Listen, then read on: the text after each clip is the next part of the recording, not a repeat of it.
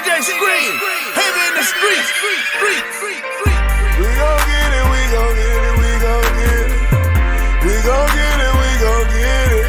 Get it in blood. Get it in blood. We gon' get it, we gon' get it, we gon' get it. We gon' get it, we gon' get it. Get it in blood. Get it in blood. Hood rich. Get it out the mud. Good evening, everyone, and welcome back to Saints and Appetizers podcast. And this evening, we have some appetizers for you. It's been a little while, this is kind of the dead period of Saints news. So hadn't had any Saints news. No Saints news at this period of time is usually good because if you get any Saints news at this time period, it's usually due to some significant before the season even starts, season injury or some legal issues. So no Saints news at the moment, but we have some very nice appetizers here.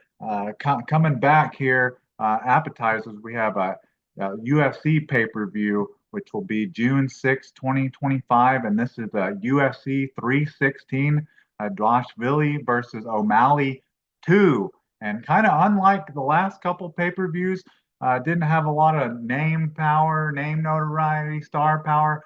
That's different. With this, you got a lot of anticipation and just name power and possible superstars kind of in the making, or already kind of were in the making, with Kayla Harrison kind of in the making, and then Sean O'Malley trying to get back on track. But this is a good card just from those the two main events. You have two co and a main event that are both for titles, both for bantamweight championships for the men's and the women. So that gives you something, and then you got some notable names and some UFC appearances, debuts on the main card. But let's see. So this is June 7th, 2025. So this Saturday coming up, and that should be it's at the Prudential Center in Newark, New Jersey, United States. So that should be your standard pay-per-view time, 10 Eastern, 9 Central time. So shouldn't be anything different with that. This is not a out of the states card or anything like that. That starts at like 3 o'clock or anything like that. But anyways, let's get into this card a little bit. We'll get into talk about a little bit of the prelim card, and then we'll get into the main card. But anyways, can I get a menu?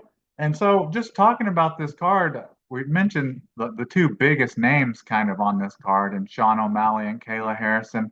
So that really helps the main card. But some of these last couple pay-per-views haven't had like really good preliminary cards. But I will say the prelims are decent for this card as well. There's some watch value, some entertainment value in the prelims. Not really the early prelims. There's nothing, no real notable names. I guess you got the main event for the OA prelims is a catch weight of 132 because Ariana Da Silva, she was weighed in at like 6 pounds over versus Wang Chong. And so that's really the only notable name on the early prelims is Ariana Da Silva. But on the standard prelims, you know what we got, because we don't have one on the main card, but we have one on your standard prelims. We have a heavyweight fight. We have some beef on this card, which I just feel it's just a disservice to the UFC and disservice to the fans to not have at least a heavyweight bout on every card, no matter what, no matter if it's a pay-per-view or a fight night. It doesn't have to necessarily be on the main card, but we want to see some beef. We want to see some 250, 260 pounders get in there and try to just out of nowhere, for either fighter, could see a head get knocked off. That's what I want to see. So that alone makes the preliminary card nice because you have a heavyweight bout between Sergey Spivak versus Walden Cortez Acosta. So you got your heavyweight bout there, and then the main event of the standard prelims is good. You have a flyweight bout between Bruno Silva versus Joshua Van. So hell, just the standard prelims of this pay-per-view card with some of the terrible fight night cards that we've had recently, like this, that would be good enough to be a fight night here, just because of the quality of these cards on some of these fight nights, and even some of these pay-per-views have just been kind of very lackluster. I almost want to say trash, but we'll use a nicer term and just saying they're just lackluster. So that's the prelims, you know. I think I'll definitely be watching and tuning in for some of the fights on the standard prelim card. Definitely want to see that heavyweight bout.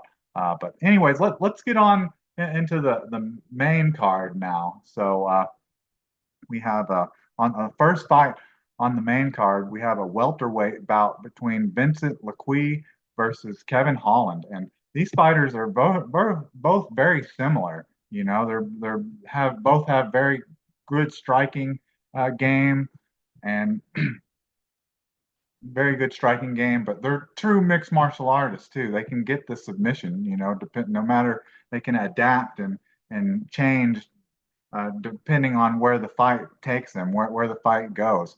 So they're definitely your true mixed martial arts. But the reason I kind of say that they're similar fighters is that I would say they both would prefer to strike, you know, stand up first. But if they get in a opportunity to try to get a submission or feel as if they have the advantage in the ground game, then they have no problem going there.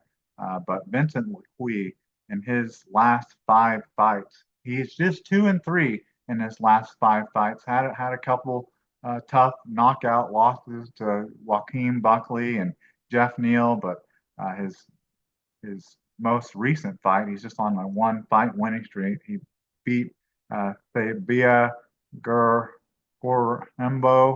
That was a technical submission anaconda choke at 52 seconds of the first round, which earned him a performance of the night. That was at UFC 310, December 7th, 2024.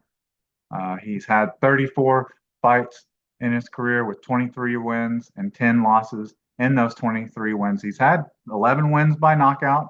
So, I mean, he looks to strike, looks to get for the knockout, but he also has 9 wins by submission. So he can submit you too if you leave your neck out or leave an arm hanging out there. He'll grab onto it.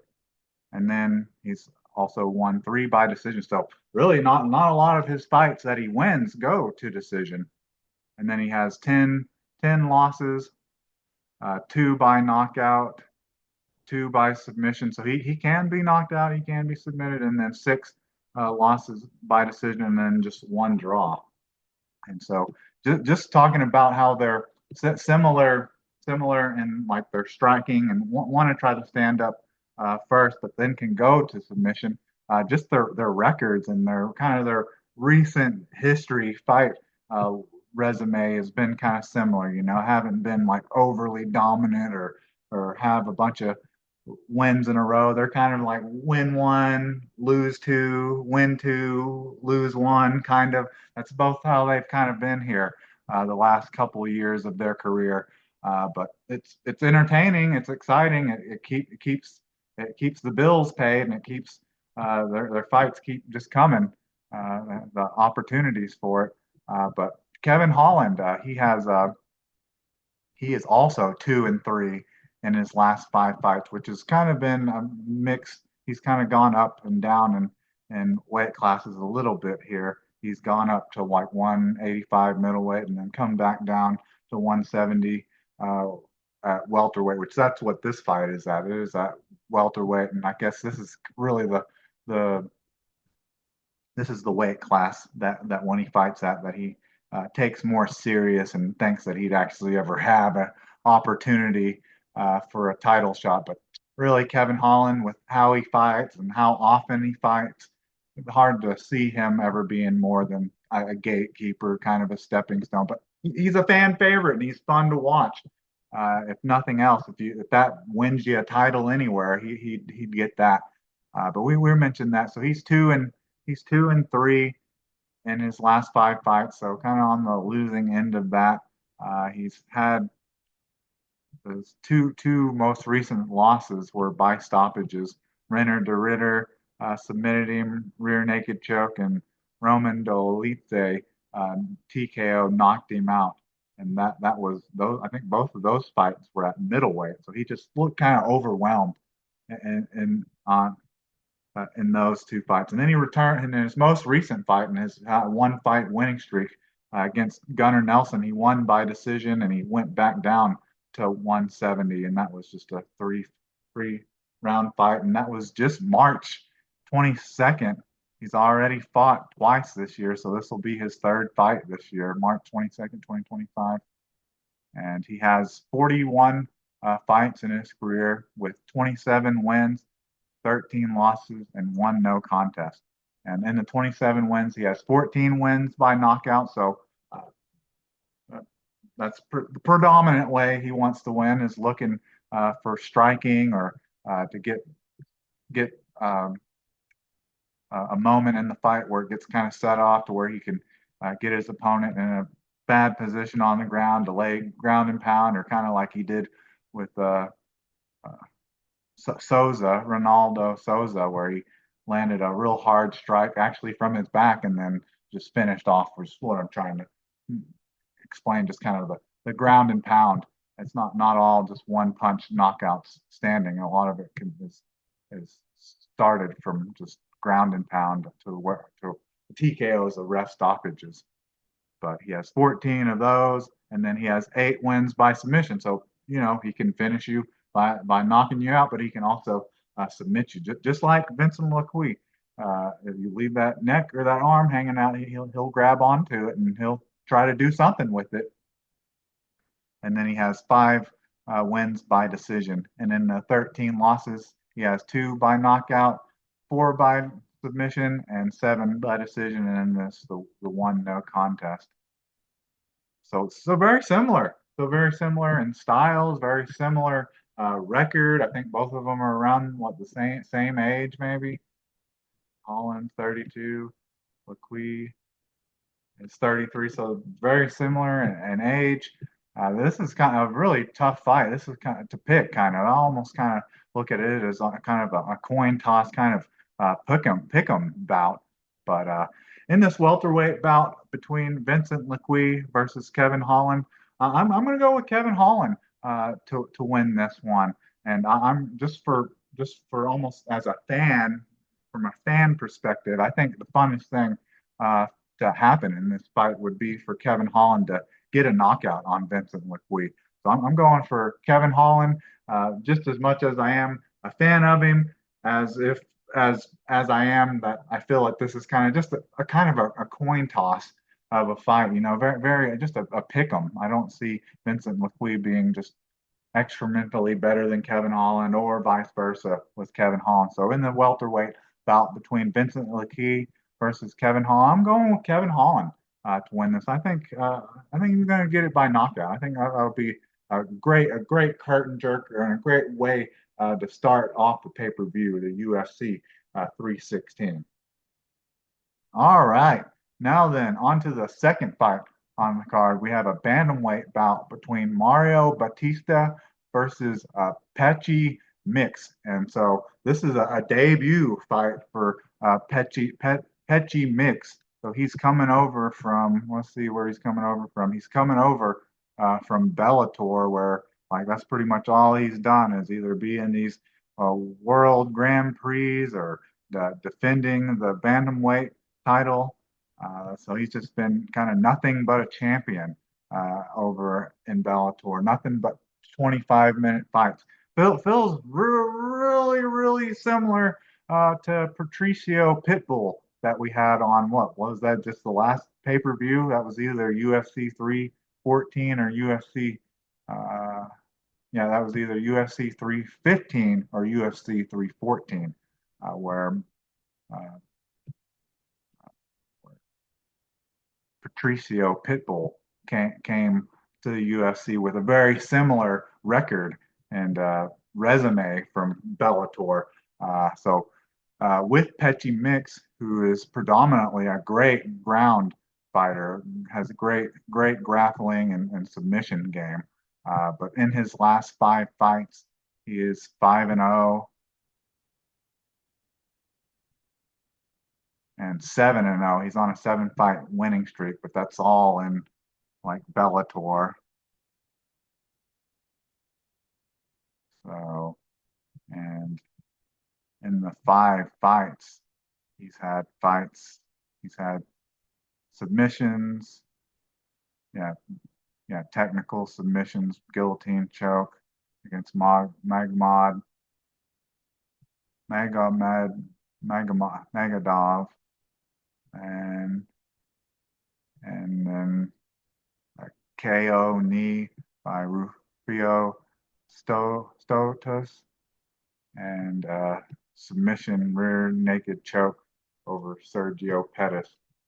But he's had 21 fights in his career with 20 wins and just one loss by decision, which goes all the way back to Juan Archuleta, which was all the way back in September. That was Bellator 246, September 12th, 2020. So it's been 5+ years since he's lost a fight. But in those 20 wins, he has 2 wins by knockout. So that's not predominantly what he's trying to do. He's not really like that's not his greatest asset. Definitely isn't his striking, even though he is a great grappler and can get other fighters down and get them down and lay some nice ground and pound. But that's not predominantly how he wins his fights. He has 13, but he has 13 wins by submission. So even though he doesn't get a lot of stoppages by way of knockout, he gets a lot of stoppages. More than half of his wins have been stoppages by submission. And then he has 5 wins by decision, and then we just mentioned the 1 loss by decision.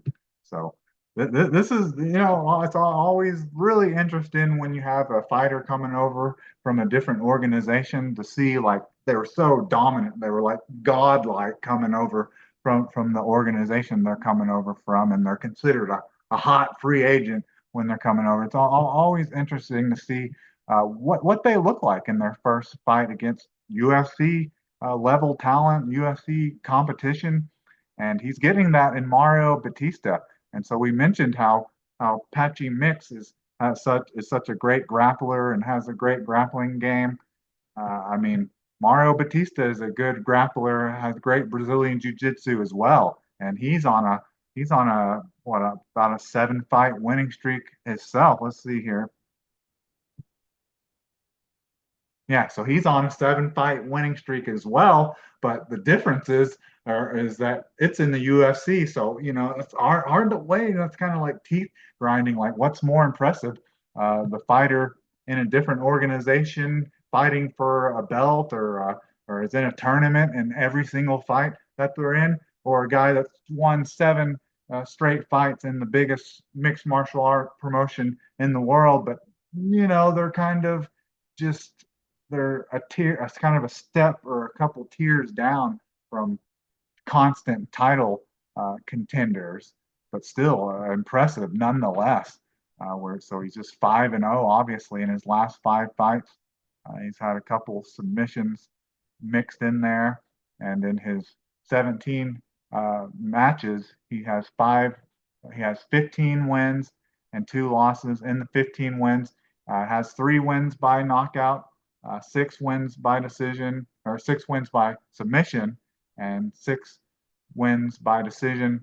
And then in the 2 losses, he has been knocked out once and then submitted once, but never lost by decision. So, man, see, really the big difference here is just the title royalty, I guess, that you got from Patchy Mix coming over from Bellator. But does that really mean a lot to other UFC fighters? Probably not really. But you look at these records of both of these fighters and the style of both of them are very similar. They've had about the same amount of fights, haven't lost a lot of fights, win most of their fights. by way of submission. So they're very similar fighters. This is kind of be like one of those ones where uh, you kind of have the filling out process of who's the better striker on uh, early on, and then see who starts going for the takedowns first. But I would say that Mario Batista is probably just assume because he's had at least one more fight won by knockout over Patchy Mix that he's the better striker, but also because he's such a great grappler, if he does have like an obvious advantage in the striking game, he should be able to have find some success being able to stop Patchy Mix's takedowns. But I feel this fight is so similar to the Patricio Pitbull fight couple months ago, where it felt like Patricio Pitbull, like just like Patchy Mix's, all of his fights have been, title fights, fights that have been 5 minutes, 25-minute rounds. So is Patchy Mix like Patricio Pitbull? A lot of tongue twisters there. Patricio Pitbull. Is Patchy Mix going to have kind of a slow start like Patricio Pitbull had in his fight, where he I think he didn't take into account that you can't really take the first 2 rounds off because then you're fighting and clawing and scratching and clawing back to try to get back on the scorecards because you can't rest or take a round off or kind of slowly ease yourself into a fight when it's only a three round fight. So that's how I feel that this fight's gonna go. So I feel like Patchy Mix is having a big step up in competition in Mario Batista, and I think it all also maybe hurt him just in the longevity of a fight if he's going to win it possibly by decision. Is that it's a 3 round fight and he hasn't had one. Trying to see if I can figure out exactly how long it's been since he's had a fight that wasn't a 3 round fight. I want to say back James Gallagher maybe back in November 5th, 2021, Bellator 20 Bellator 270. So it's been a while. So yeah, so his last 5 fights have been like 5 round fights. So I think that's how this fight's going to go. I think Patchy Mix, I think he's a great fighter and he's a great addition to the UFC talent. But I think Mario Batista is a big step up in competition, and I think it not being a 5 round fight maybe hurt Patchy Mix, kind of where it'll probably be kind of like the Patricio Pitbull fight where Mario Batista is going to win the 2 fights, win the first 2 rounds, and then it'll look kind of like Patchy Mix is kind of coming on and kind of getting into that flow state at the kind of in the 3rd round. But I think it'll just be too late. So in the bantamweight bout between Mario Batista versus Patchy Mix, I'm going with Mario Batista, and I think he's just going to win by decision. I think Patchy Mix is just going to kind of run out of time in that fight. All right, now then, on to the middleweight bout, the 3rd fight on this card. We have Kelvin Gastelum versus Joe Pfeiffer, and this fight was supposed to happen. This fight was supposed to happen just a couple months back. Yeah, this was supposed to happen. This fight was supposed to happen March 29th, 2025.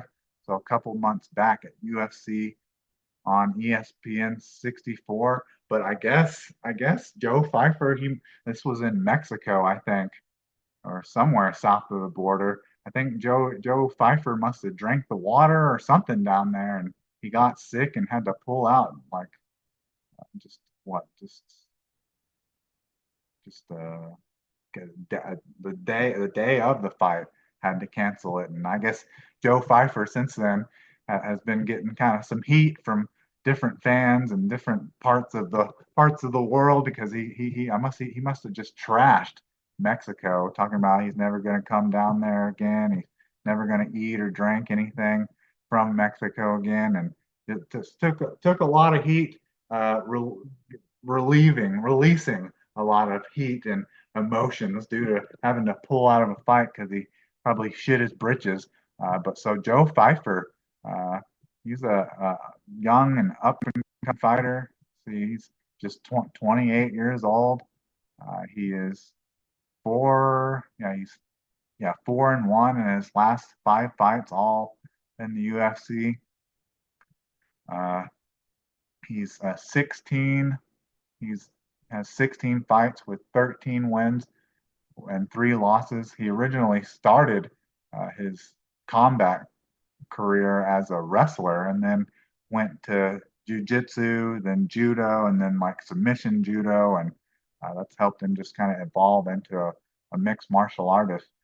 But in his 16 fights, he has 13 wins with 3 losses. In the 13 wins, we're talking about all of his wrestling and jujitsu and judo, but he has not 9 of his 13 wins have been by submission or have been by knockout, and then he has 3 by submission and 1 by decision. And then in the 3 losses, he's been knocked out once, been submitted once, and has 1 loss by decision. So a very talented, lot of potential young fighter. He's currently, let's see, a little surprised. I would have thought that he was ranked, but he's not ranked. So I think that's probably the big thing he's looking to do is to get a ranking here, and they're probably looking to steal that from Kelvin Gastelum, who is a great who's a great has a great ground game and is like a true mixed martial artist. Is a good wrestler himself. And probably out of the 2 of these, I would say that he's probably will be the first one to probably look for a takedown. Uh, and this is set up. This is kind of feels like this is kind of set up for Joe Pfeiffer to possibly get into the rankings. The This is the welterweight rankings. But Kelvin Gastelum had kind of a tough last couple fights or so. He is he's 2-3 in his last 5 fights, but those are some tough losses, like a decision loss to Robert Whitaker, decision loss to Jared Cannonier, and then submission Kimura to Sean Brady, who was looking like unstoppable in his last couple fights. So just the names that he's lost to can't really hold that against him too much when you got some all-time greats and division greats and Robert Whitaker and Jared Cannonier, Sean Brady. But he had a couple wins mixed in there with Chris Curtis, and then he's on a 1-fight winning streak over Daniel Rodriguez, just a decision. I mean, see, it's been a while since it's been. Kelvin Gastelum has not had a win by way of finish KO punch over Michael Bisping back at November 25th, 2017. It's been a long time since Kelvin Gastelum's stopped anybody. He's been submitted like twice during that range time frame, but not stopping anyone. If he gets a win, it's going to a decision here lately. In his 29 fights, he has 19 wins, 9 losses, and then 1 no contest. In the 19 wins, he has six wins by knockout, 5 wins by submission, 8 wins by decision, and then in the 9 losses, he's been submitted 3 times. 2 of those kind of recent. His 2 most recent losses by way of stoppage, were by submission. He's got 3 of those, and then 6 by decision. So he's still got, he's still. It's crazy to think that Kelvin Gastelum is still only 33 years old when he was having all those title contention fights, against for Israel Donajay. That was like what, 5-6 years ago. So that he's only 33 years old. He just feels like he's a fighter that's past his prime, is kind of a stepping stone, gatekeeper for other fighters. But I mean, he's only 33 years old, and just 4 or 5 years ago, he was considered like a title contender, a championship contender, like for every month, kind of rolling over. Oh, where's Kelvin Gastelum going to fight for the welterweight bout or the middleweight bout? But man, time seems to pass you by pretty quick. So let's see here for this pick for this. So Joe Pfeiffer, he doesn't get a lot of submissions victories, and uh,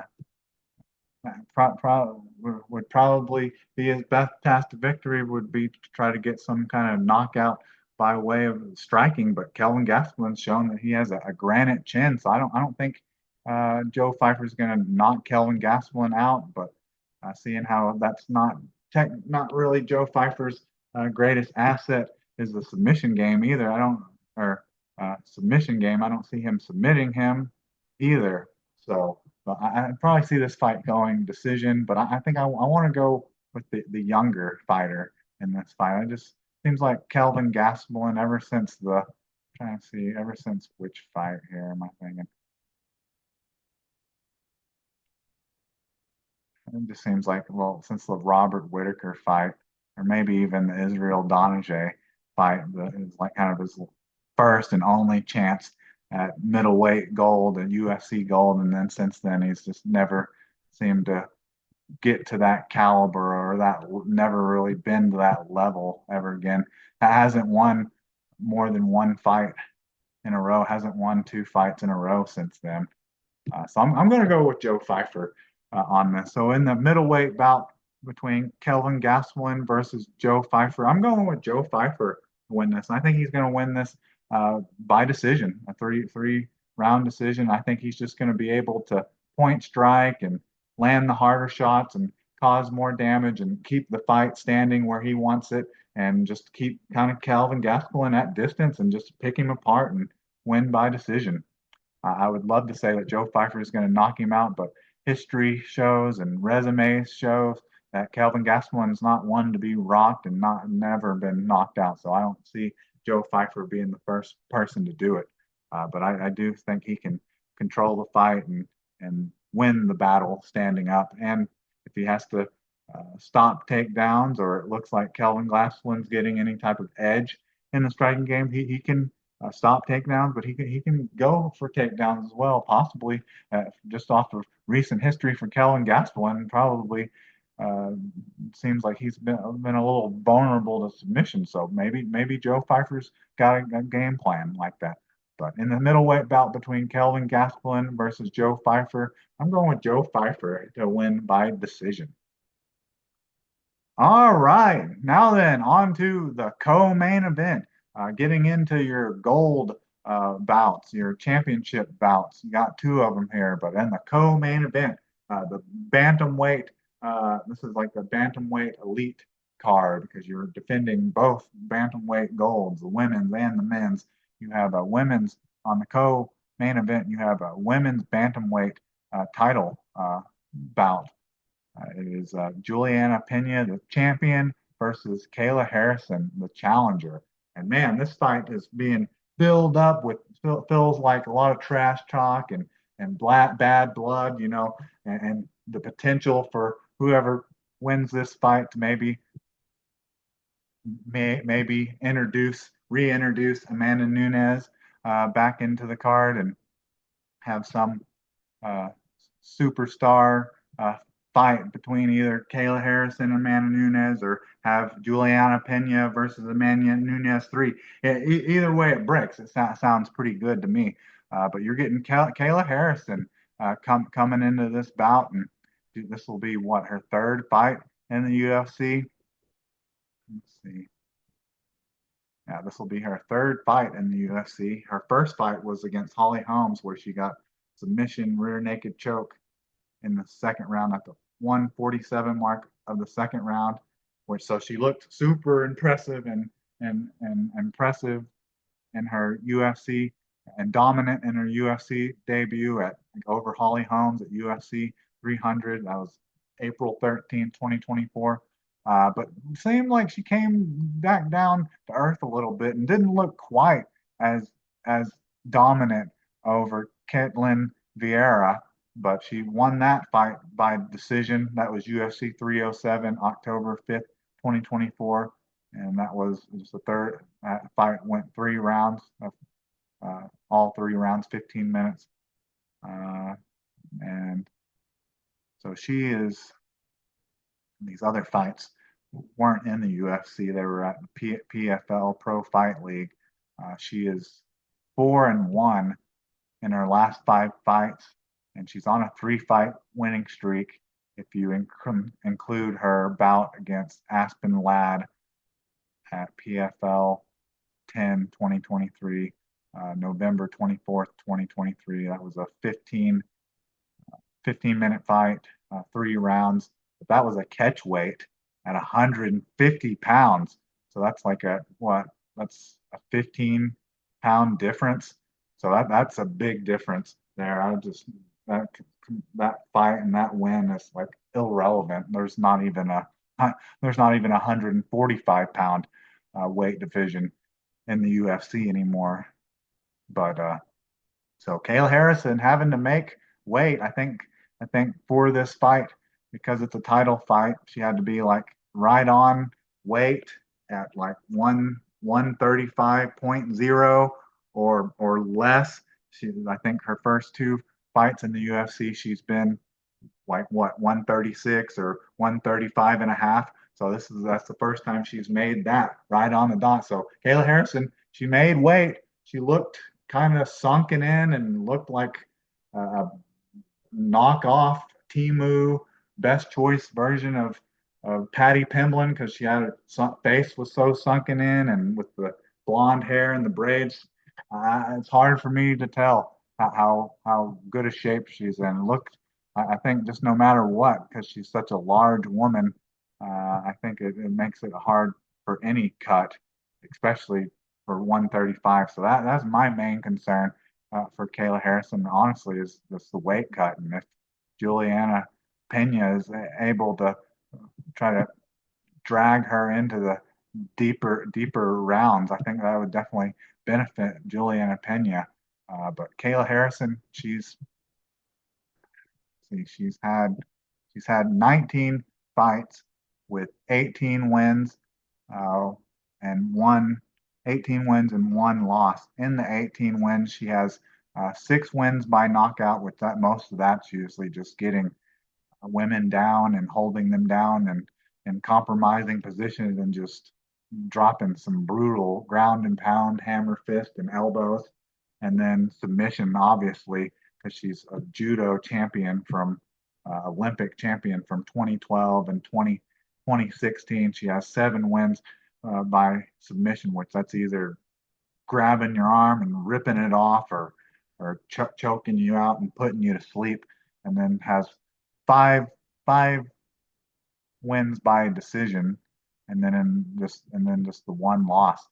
So this is a 5-round 5 minute round fight, so a 25-minute fight. And I guess Kayla Harrison has been in 25-minute fights, but she's only been to the fourth round twice. So that's definitely something to keep an eye on. That, and the fact that she looked like a damn Skeletor out there on the weigh-in show earlier. She made weight, so I'm impressive. You got to give her a bit of a round of applause. But man, hopefully she's able to rehydrate well. Just man, you almost wish they allowed IVs when you see someone look so sunken in there. But that's nothing that she hasn't dealt with before. She's just been a combat specialist her whole life, basically, and she was able to make those cuts, close to those cuts, and was able to win her last 2 fights, even after making the cut to 135. So give her the benefit of the doubt until she just looks absolutely gassed at the end of the 3rd round or into the 4th or the 5th.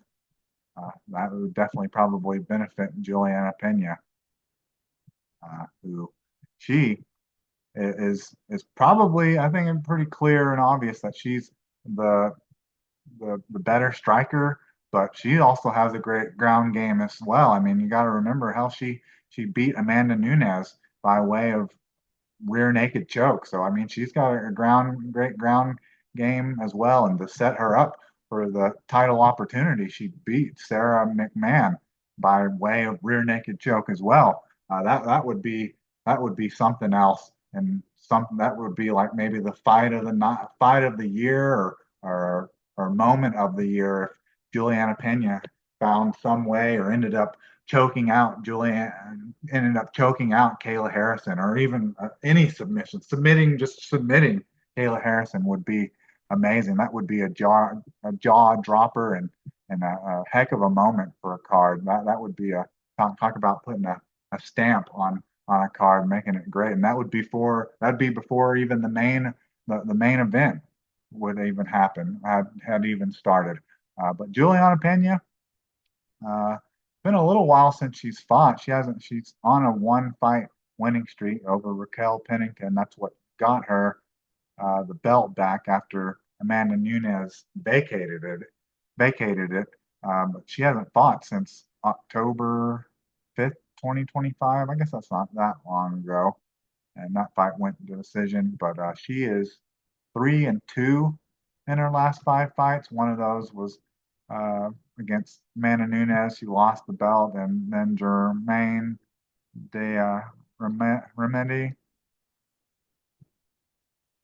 which she lost that by technical submission, but technical submission guillotine, and then mentioned those rear naked chokes that she got over Sarah McMahon and Amanda Nunes, and then obviously lost the belt back to Amanda Nunes in the rematch, and then she's on her one fight winning streak over Raquel Pennington that got her the belt back, the interim belt back.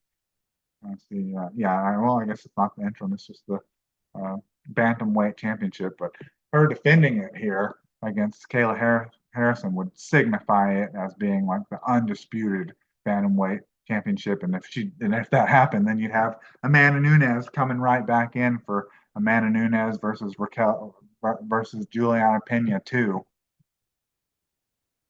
But so we mentioned Juliana Pena. She's a true mixed martial artist and has a great ground game as well. But we'll just kind of stick to just assuming that Juliana Pena is the better striker and Kayla Harrison is the better grappler, but definitely not a striker versus grappler match, more like a grappler versus a true mixed martial artist match, with Juliana Pena being the true mixed martial artist.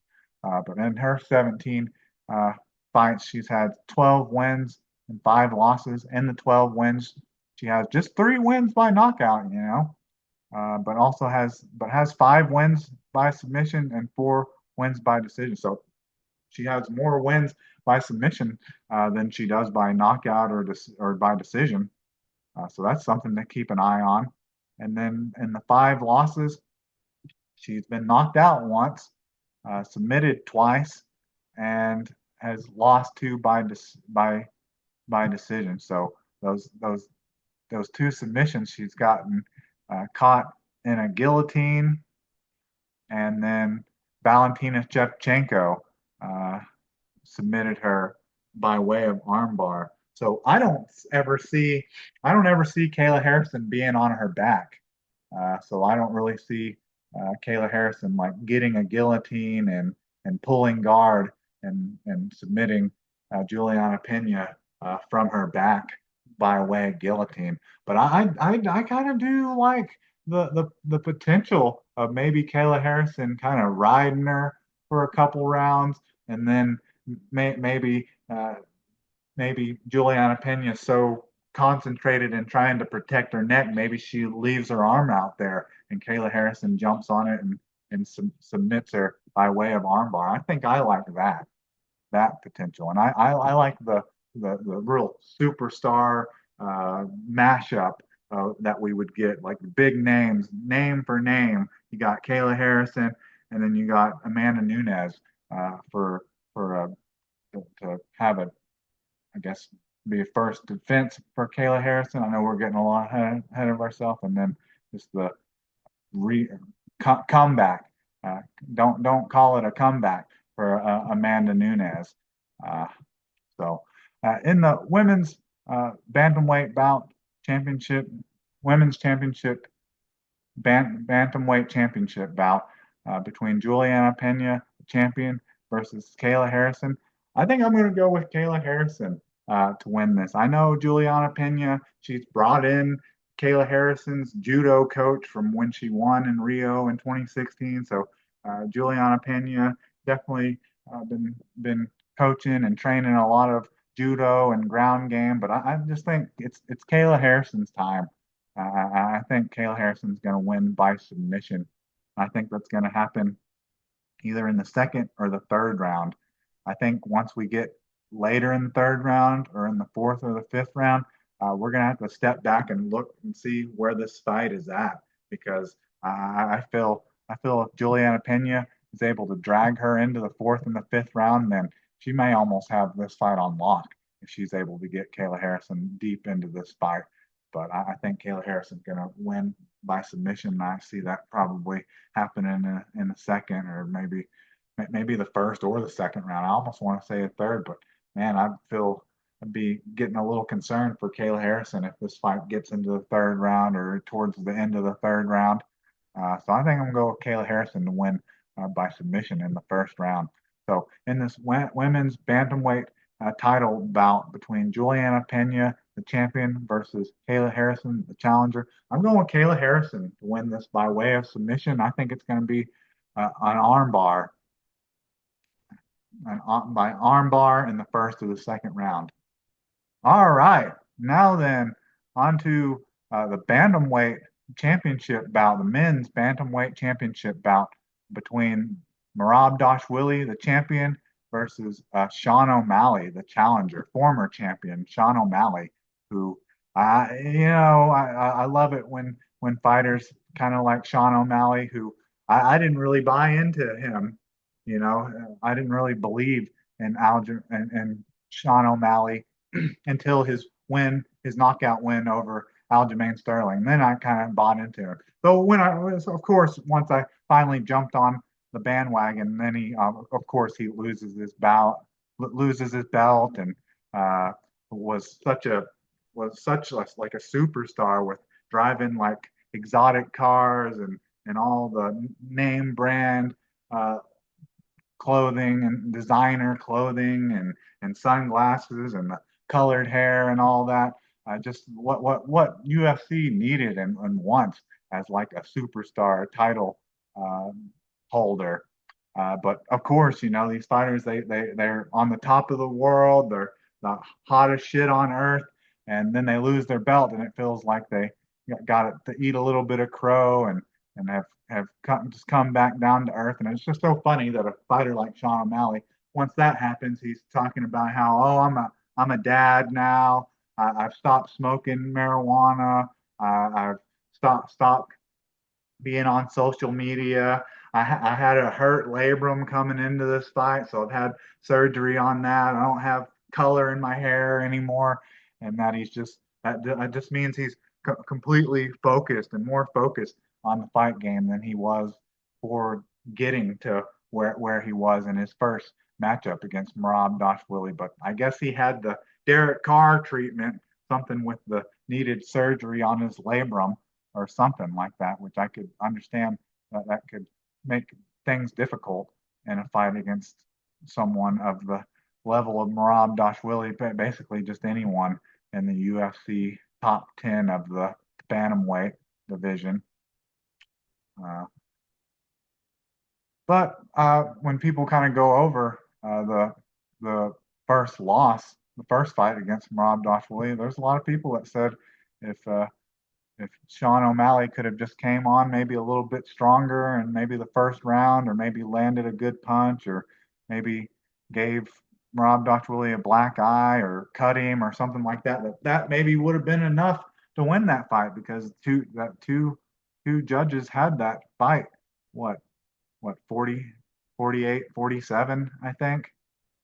So two of the judges had it 48, 47. So it was a closer fight than it looked, and just the damage and all that. It just looked, because I guess Merab Dvalishvili basically controlled all the control time of the fight, which made it look like so much more damaging. But well, if you're just going off of damage, it looks like Sean O'Malley didn't take a whole lot, and it was what it was some of those kicks, front kicks and liver kicks in the what was it, either the fourth or the fifth round that looked like it caused the most damage to either one of the fights. Had Merab Dvalishvili rocked and shook a little bit, but he kind of already had the fight in the bag. I think that was actually in the fourth round.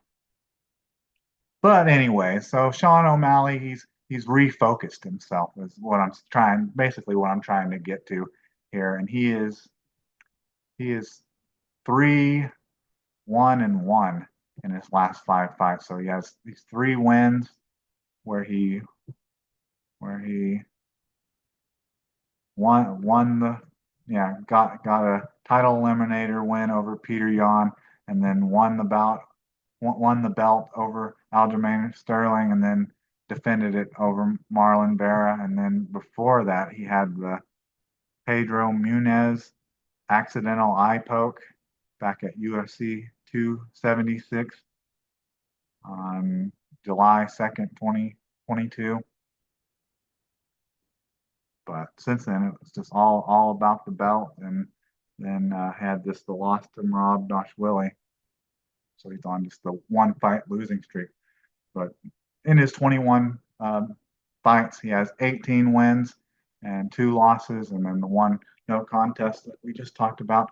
In the 18 wins, he has 12 wins by knockout. So he's looking for that one punch KO, one punch knockout. He's looking for that standing TKO or KO, and then has just one win by submission and 5 wins by decision. So if he's gonna win over Merab Dvalishvili, I would say that's probably how it's gonna be. It's gonna be by knockout or him somehow able to keep Merab Dvalishvili off of him for the whole fight, stuffing takedowns and being able to get back up, which he did a fair job in the first fight against it. Maybe with that Derek Carr healthy labrum surgery, maybe he'll be able to add a couple more takedown stoppages, and maybe get up one or two more times. And honestly, that fight was closer than people thought. Maybe just that might be enough. Maybe a healthy labrum will be enough, or just that he was kind of figuring out Merab Dvalishvili's kind of style and game plan when he started landing some of those front kicks up the middle on some of those Merab Dvalishvili takedowns, and just some of the only openings that Merab Dvalishvili was leaving open with some of those liver kicks that he landed in the fourth round. So then he has 2 losses, one by knockout, 0 losses by submission, and one by decision, and then no contest we talked about. So never really not a lot to go off of on his losses. The one knockout we bring up is the one by Marlon Vera, where he talks about what it looked like he had like an ankle injury or something, and just ended up getting TKO'd out of there. So and then he ends up getting the winning the rematch and defending his belt against him. So hard to go off of that much, and really knowing how good Sean O'Malley's chin is. And then besides Merab Dvalishvili, we hadn't really seen him on the ground all that much, and Merab Dvalishvili didn't really go for any kind of submissions, and then the one decision loss to him. All right, and so we have Merab Dvalishvili, who a lot of people are considering like one of the best bantamweights of all time already. It doesn't take long, especially when you're like one of these dominant Georgian grapplers, have such great wrestling and takedowns. But he feels similar. Feels similar. Said some of the similar stuff as Bilal Muhammad and Khalil Roundtree said before their fights, which I doubt that we'll see this more for Bilal Muhammad. He just wasn't able to take down his opponent in his last fight, and then I think I would believe that Khalil Roundtree did commit to not really going for any takedowns or any wrestling against Alex Pereira. But we've heard some of that from Merab Dvalishvili saying that he may not go for any takedowns, or all he does is going to do is he's going to strike with Sean O'Malley, which I don't believe that's going to happen. That'd be like three in a row where a fighter says that they're going to do something like that, and then kind of does it, and then ends up losing their belt before it, or doesn't able is not able to get a belt because of it. But Merab Dvalishvili, he's on a 12 fight winning streak in the UFC.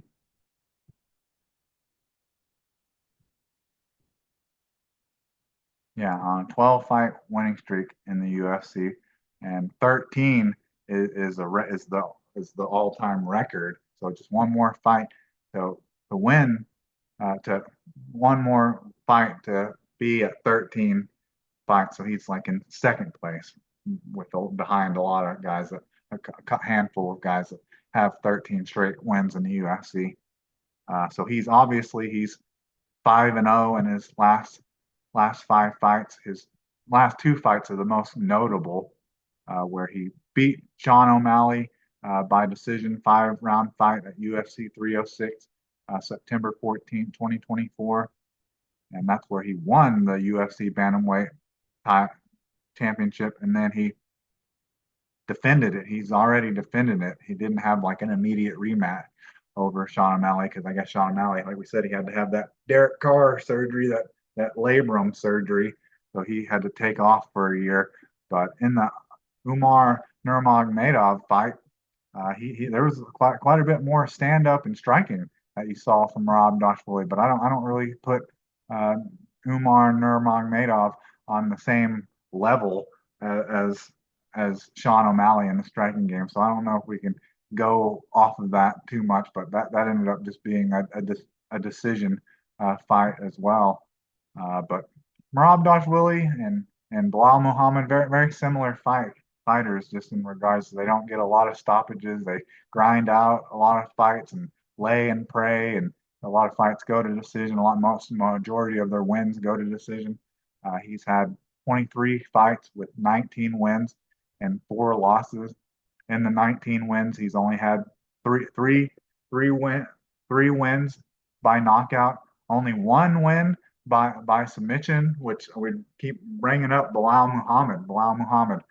He's such a great. It's just so odd that he's such a great ground game and such a great grappler and wrestler and sambo and judo, but don't submit anyone. That's very similar. I think Bilal Muhammad has only had like one or maybe no submissions in his career, even though like that's like majority of your career that has taken place is on the ground, but you've somehow not figured out a way to get a hold of someone's arm or neck during that time period. And then he has 15 wins by decision. So that's not real exciting, but it's just the dominant fashion where he's literally just picking up guys and carrying them across the ring and slamming them down, or picking them up and putting them in the middle of the ring so they can't use the cage to get back up. Things like that, kissing and hugging on Sean O'Malley's back at the end of the 5th round because he's just having way too much fun in there. I guess that makes it a little more exciting than your typical grappler that doesn't really look for stoppages. And then in his 4 losses, he's got a strong chin, got a good chin, never been knocked out. Obviously has a great submission defense because he's so great on the ground. Only been submitted once, which he must not. That was Ricky Simone, a technical submission by guillotine back on April 21st, 2018. And at the end, it was literally like at the 5 minute mark of the 3rd round, he got put to sleep. So it wasn't really a submission. He must not have thought Ricky Simone had it in very deep. So that's the only loss by submission that he's had. But I think this fight's going to be like more of the same unless Sean O'Malley comes in there and he's kind of like Paddy Pimblin, who we thought was going to get dominated on the ground, or was going to get dominated in the striking against Michael Chandler, and then he goes in there and is a better striker, looks like a better striker, and just better everywhere than Michael Chandler, and just absolutely dominates him. So is it possible for Sean O'Malley to come in here and be the better grappler and be able to dominate Merab Dvalishvili no matter where the fight goes, and just being able to keep it standing a little bit more, or able to actually take Merab Dvalishvili down and keep him down at all, more like at all from the first fight? Would that be enough to win? I don't see that happening. I don't see Sean O'Malley being even on the same stratosphere as Merab Dvalishvili, no matter how much he trains and prepares. Like Sean O'Malley's path to victory is going to be that one punch knockout. He's going to try to catch you and knock him out, and just look for that fadeaway. The NBA playoffs are going on right now, but uh, I think that maybe now with the healthier shoulder, maybe he have a better chance at landing that. And maybe now that he knows that some of those front kicks and kicks to the body did damage Merab Dvalishvili, maybe he has a better game plan coming into this. But I see this fight being a whole lot of the same unless Sean O'Malley is able to stuff more of the takedowns and is able to get up pretty much any time he gets taken down. Like he can't be taken down and held in any of those bad looking positions for more time than necessary. And same with just being pushed up against the cage and clinched up against the cage. If anything, just maybe you stay clinched, but don't be the one that has your back against the cage. But I just don't see Sean O'Malley being able to do that, and don't see him getting the knockout either. It would be exciting if he did, but I don't see it happening. So in the bantamweight men's championship bout between Merab Dvalishvili, the champion, versus Sean O'Malley, the challenger, I'm going with a whole lot of the same. We're going for the sixth, seventh, eighth, ninth, and 10th round in this bout. So I got Merab Dvalishvili versus Sean O'Malley. I got Merab Dvalishvili, the champion, retaining his belt and winning by decision. So this is just a continuation of the first fight. Is basically how I see this going. So that's UFC 316. A lot of exciting fights, a lot of interesting fights, some superstars slash kind of fringe superstars. We got a heavyweight fight on the preliminary card. So this is building up to be a great card. You know, we mentioned the preliminary card, the standard preliminary card. It'll be as good as long as none of these fights fall apart, or it should be just as good as some of these fight nights that we've had recently. But I'm excited. I'm excited for this card, and we'll have a post fight reaction show for it and everything. But before we get out of here, before we ask for that menu, so you see the beard, it's strong, and it's pretty big, and it's been growing all the way back since September, the start of the NFL season. But now we've had a couple days where it's been 90 degrees, and we actually have to turn them window units on, and we're sweating maybe even now during this podcast. So you see this beard all in its glory. You may have to wait another year to see it again, because I think this thing's coming off in the next day or two, before Monday or Tuesday, probably Monday, when I do the post-fight reaction show. We will have a clean face. I don't even think I'm gonna leave a goatee or a mustache or anything. I'm just looking for a clean face so I can just feel that breeze on my face. But if it's ever a nice day where there is a breeze to blow on my face, or just standing my face in front of the window unit. So take it all in during this glory. I wish I would have mentioned this at the beginning of the podcast, so you could just take it all in, just breathe it all in during the entire podcast. But we're giving it heads up before the end of the podcast. But anyways, I think that's about all I have for you. So can I get a check, please?